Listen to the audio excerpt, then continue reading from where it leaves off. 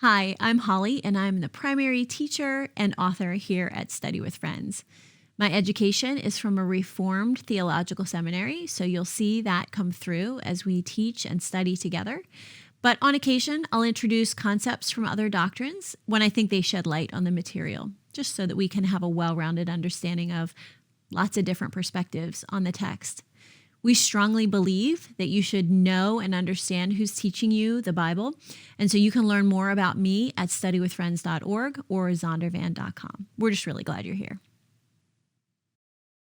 All right, ladies. So we are moving on to our last day for today. We're moving on to Christ's death. And this is a big day. As I read it, I don't know how your hearts and emotions were through it, but as I read it, I'm always amazed by it. I'm always amazed by all the steps that he goes through and all the things that happen. So before we go into any of the readings, what were your thoughts on last day? I don't know if this is normal, but every year when you get to, it's coming. Yeah. You get to this point and it's heavy. Yeah. It weighs on me. It's like, he has to do this. He doesn't want to do this. You don't want him to face this. You know the story, but you're like, it's going to be different this time, but it's still going to have the same outcome. Right. How can we? And I think that like us relating to Jesus, we know how deeply he wanted it to be different. It's like, oh man, couldn't we just be better? Couldn't Judas just be better and not do this? Couldn't the Pharisees really see who Jesus really is? Yeah. So I approach it with great heaviness. It is. It's so sad. And I always go, why can't they see? Why don't they understand? Why is, it's always those why questions. But then it brings me comfort when I see things in this world that I keep going, why is this happening? Why are we? And then I'm just like, that's the brokenness of the world that we're in. So again, it's always just an example. Almost every day, probably not every day, but almost every day, I go, yeah, this is why scripture makes sense. Because it all relates back. This is not something that was written, put away, dust on shelves, and doesn't make any sense anymore. It all still makes sense and is relevant to everything that happens today. So that's one of the things that I love about it, but it is really heavy. Anyone else? I think I get that is emotional to read. Yeah. But I think I get even more I won't say distracted, but I'm just so impressed with, so humbled by his prayers before he went to the cross. Yeah. It just, every time I read them, I think, what kind of heart was that? What kind of love is that? Like knowing what he knew and where he was headed and what it was going to be like. He prays for the disciples and he prays for us. Mm-hmm. And that just... Emotional. It really, and it's what a wonderful model of how we're supposed to treat each other. Yeah. I think of even such in a minor way, might sound silly, but how much, because when I go to the dentist, I know what I'm going through, right? And I'm sweating and I'm whining that I have to go. And what he knew he was going through was in no way, shape, or form anything. And I know how much I stress about doing things that are going to cause pain, discomfort, dislike. And he knew that maybe not exact details, but he knew what he was going to go through. He knew he was being separated from the Father. And he still did it for all of us. It's pretty big. It's pretty big. Yep. So if we go over some of his steps, he gets arrested because Judas betrayed him.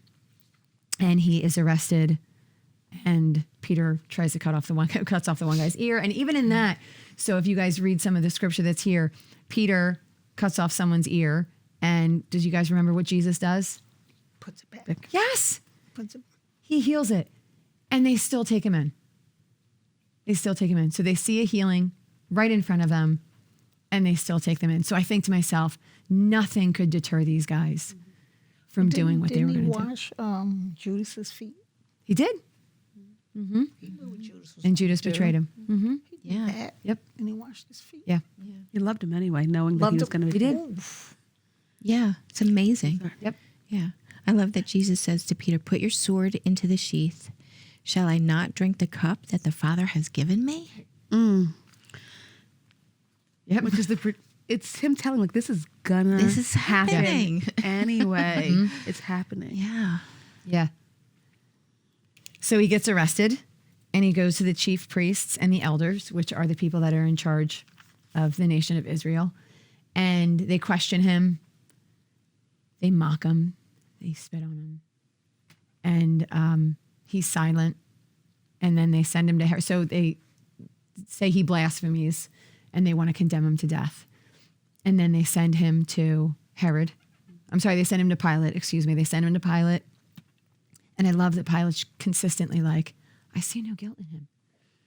Like, I see nothing in him that I can condemn him.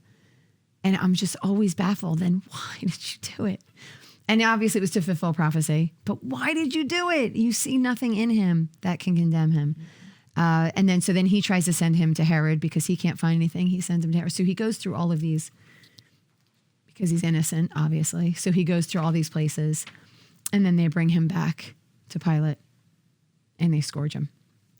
And so this is just a really rough day. Thinking on that, he probably never sleeps because he's arrested at night, condemned in the morning. And so he probably never sleeps. And so just reflecting on what that would be like. What are your thoughts?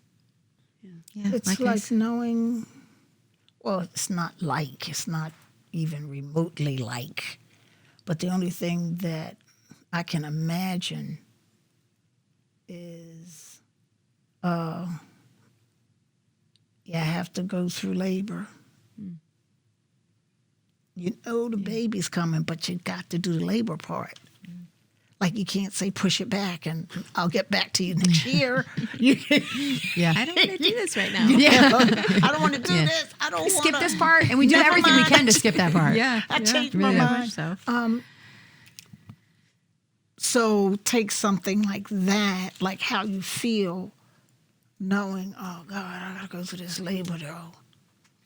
You know, so you're always excited about this baby coming, but then you're thinking, oh, this labor, man.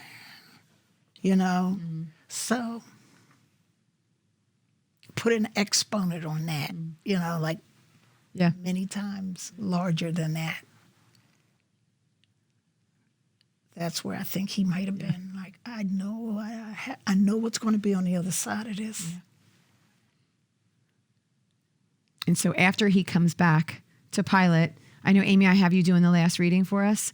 After he comes back to Pilate, if you could read John 18:39 through 19:15. Got it.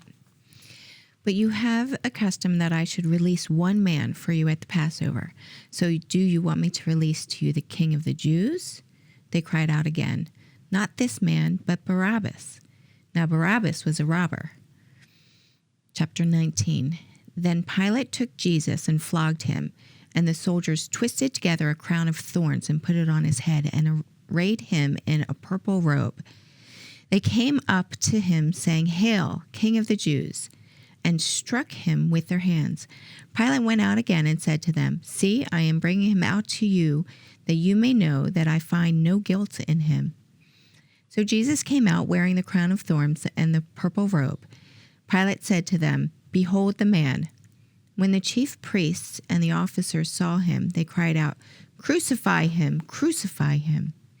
Pilate said to them, Take him yourselves and crucify him, for I find no guilt in him. The Jews answered him, We have a law, and according to that law, he ought to die because he has made himself the Son of God. When Pilate heard this statement, he was even more afraid. He entered the headquarters again and said to Jesus, Where are you from? But Jesus gave him no answer. So Pilate said to him, You will not speak to me.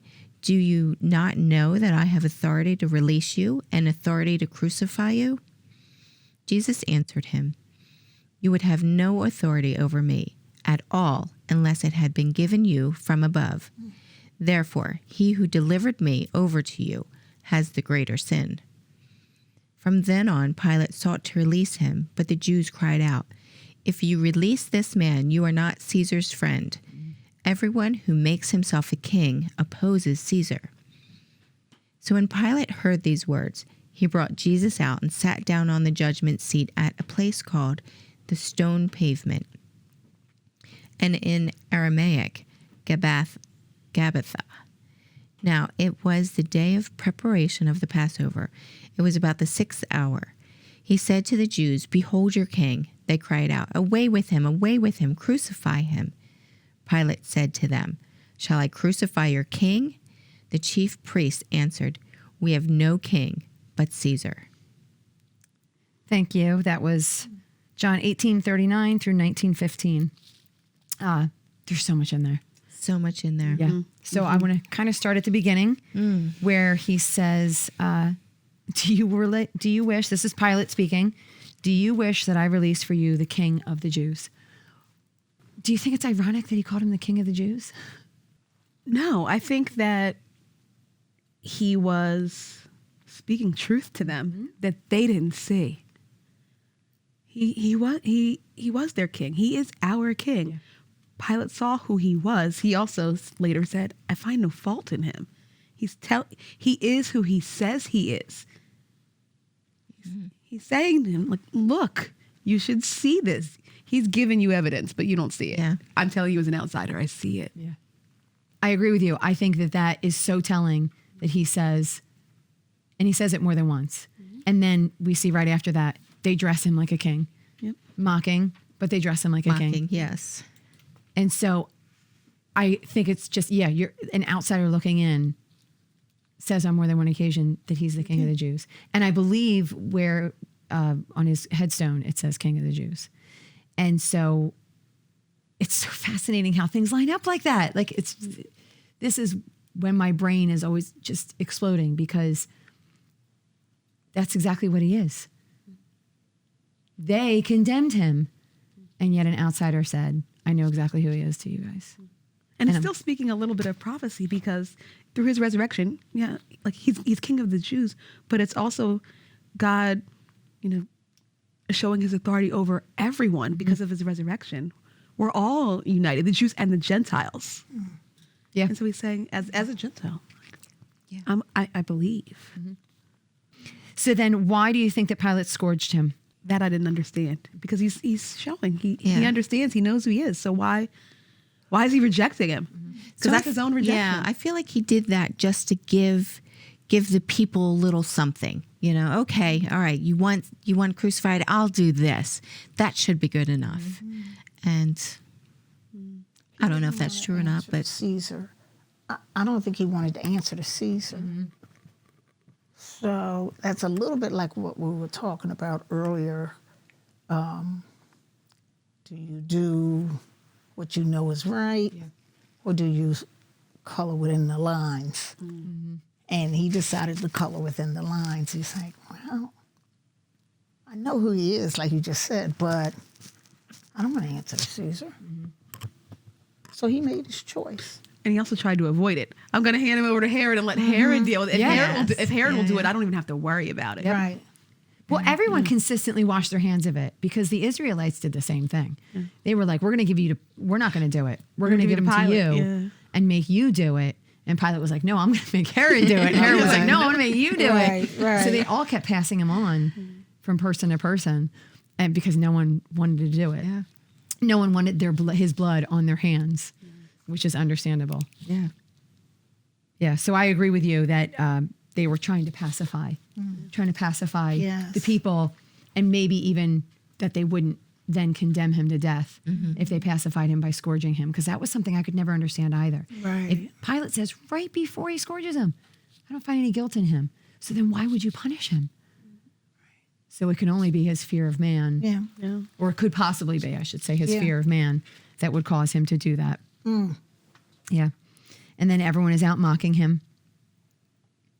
And then one of the other things that stood out to me is where he says, Pilate says to him, he's obviously engaging him, trying to get him to talk, trying to get him to prove his innocence so he can let him go. And he says, you know that I have this authority over you. And Jesus says, you only have authority because, what does he say? Do you not know I have authority to release you? comes from God. Yeah, right. Your authority, right. You would have no authority over me unless it had been given you from Yes. above. And part of me questions, well, is that the reason that he also was hesitant? Like he wants to release him, but the authority that he has from heaven doesn't allow him to. Because the Father's will is for Jesus to be crucified so he can be resurrected. So Right. if Pilate were to resist that urge and to go ahead and resist the will of God, we wouldn't even be sitting here having this conversation because Jesus had to be crucified. Truthfully, if he did do that, God's will would have been done somehow, some way. God would have found another way. Right. It would have happened. But you're right. But it's God's way of saying, like, this has to be. Yeah. Even if you Yeah. don't want to, he had to submit to it. But this whole idea of, right, like God doesn't cause you to sin, right? Your sin is your own, right? Pilate Yeah, we do that all made this choice. all ourselves. Right. Pilate made this choice to do this. And yet it was not only just a prophecy, but God's will that Jesus come and be crucified for us. Yeah. So, but we don't want to say that God caused him to sin, but we also know that it was part of his plan to be in there. So He used it. Yeah. He used the it. sin. Yes. Right. Right. And he does that in our lives every day. He will use everything for his good.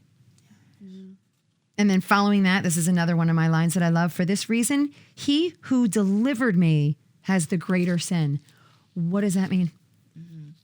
And what does that mean to us Is he as believers Is and he followers? talking about Judas, first of all? I believe he's talking about Judas, and I believe he's talking about the Israelites, because many people delivered him. Remember, there were a lot of people shouting to crucify him. And they were the Israelites, the people, the Jewish people. So right there he's talking to Pilate right there. So he's saying that Pilate's sin dwarfs in comparison to the sin of, is that what he's? He says, he doesn't necessarily say it dwarfs, but he says those who deliver had, yeah, in a way he does, because he says those who delivered me have the greater sin. Because they delivered one of their people To be crucified. to be crucified. As And look- opposed to protecting him. And And look who they let go. Right. Yeah. Right. What's it? Give us a little bit of information on who they let go. Barabbas, Yeah. he was a bad guy. Yeah. Like he should have been crucified. Well, by their rules. Do you remember how he was a bad guy? Do any of you remember why and how he was a bad guy? wasn't he a thief? I believe he was a thief. No. No? It says he's a robber, but I believe, wasn't he a murderer as well? He was, and he was an insurrectionist. So he caused uproar politically, which was one of the reasons people got crucified. So people got crucified for major political upset. And it was one of the things that he did. And they were like, oh, he's fine. Let him go. You're like, that was the one that made sense. This one doesn't make any sense. And so that was the one that they let go instead of, yep. So his people did a lot of things. On top of it, they said, our only king, we have no king but Caesar. I mean, this is just, all of these verses just really Which in dig itself- deeper. Yeah. Because in itself, it's blasphemy. You're going against, you're denying your God. Yeah. They denied their God in that exact moment. Yeah. The ones who delivered him committed the greater sin. Yep. What do you think he meant by that? I was asking you. Oh. I think so. So he came for his people first. They were first. The Israelites were the ones that he came for. Right. Because they didn't accept him, he came out and then allowed all of us. So we got a blessing because they didn't accept him and because they didn't understand and recognize who he was. And so those who know and should see have a greater responsibility, right? And so this even makes me think of us and what's to come, that we have this burden and responsibility on recognizing that when it comes, because we can't be blind to it, because he says constantly, he's given us all we need to know. And so he shows us and tells us that there is a big burden on those he's given this gift to. There's a big responsibility. And so they're bearing the greater sin because he went in front of them. He showed them miracles. He fulfilled prophecies. He fulfilled scriptures. And they went, nope, we don't want you. And they said, we're going to deliver you into death. And so they bear a huge responsibility. People of that time. So I just, like, to me, that lays heavy on me as a believer. Yeah, it does. There's some New Testament thing I read that says something about that. If you've tasted Christ and then turn away, Yeah. I don't know. Yep. It does not go well for you. Yeah. It's not. Yes. It's Yeah, we could go down a huge rabbit hole with that one, because if you really have tasted Christ, how could you really ever turn away? And that's it. They didn't see him. They really didn't see, even though they were given a picture of who he's supposed to be, they didn't see him for who he was. So I know Mark was something I just did recently, and read over and over where he says, to be diligent, to, stand at the gate, to make sure that be alert, right? Be on your guard, be alert. And so that's something that he constantly wants for us. And it was what he wanted for them as well, because he told them the same things. And when Christ came, they weren't aware of who he was, and they handed him over. And so we bear a great burden. Does that make sense? it does All right. indeed. Yes, it does. Right. Yes. Before we reflect on the cross, is there any other scripture in here that stood out to you? So let's reflect on the cross. What does this mean? What does this gift? We're going to end today, unfortunately, with his death. The hope is both in his death and his resurrection. They both fulfill prophecy. They both fulfill what he promised us. And so what does this death mean in reality, right? Why did he take this cup? What does that mean? And then what does it mean to you as a believer? He embraced the assignment. He was obedient. he was obedient even unto death. And what was his assignment? I love that word. What was his assignment? To die. Yeah. Right. Yeah. To die, and not actually, to die for others. There you go. To die for others. To die for others, because we're studying Exodus and the temple and the tabernacle and stuff. And one thing that keeps coming up is the holiness of God and his relationship with Moses, and how Moses had to be the mediator, and how they weren't worthy to even approach.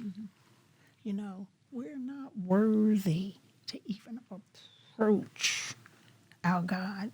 As much as he loves us, he's holy. Yeah. We're not worthy, but he wants us enough to give up Jesus. And Jesus, in obedience, carried out the assignment. So when you think about it, once again, I have to ask the question, what kind of love is that? I couldn't get my son, right? So I can't. Yeah. What kind of love is that? Thank you, Jan. We're going to end on that note. And we will talk about the resurrection at another time. And we will talk about the hope of Christ. And I want to close us out in prayer. Thank you guys for sharing with me. Thank you for spending time. Thank you for being so open. I really appreciate your hearts. I really loved it. I love meeting with you guys and talking with you. So it was great. Lord, I just want to thank you so much for the voices that we've heard. Lord, I pray that everything that we've talked about today, Lord, resonates with our hearts, that we don't forget you, that we love you more each day, that we think on all that you have done for us, the love that we can't possibly comprehend. What kind of love is this? It's bigger than we understand, Lord, and just let us soak in that each and every day. Lord, I lift all of this up in your son's name. Amen. Amen.